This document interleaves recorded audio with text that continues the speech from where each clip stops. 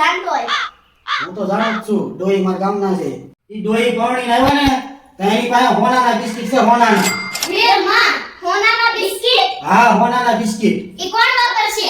ઈ તો જે એની ડોહીની સેવા કરી છે ને ઈ વાપરશે. હું કરીશ. તમે કે હું કરતા હતા હું એની સેવા કરી. હું કરીશ. અરે હું જ કરવાનો. ઓલી ડોહીની સેવા કરવા જશે ને તારી ડોહી છે ને ઓલી ઈશાડીને હોનાના બિસ્કિટ દઈ દેશે. એને કાઢી દેતી હશે. હું ડોહીની દરરોજ સેવા કરું છું.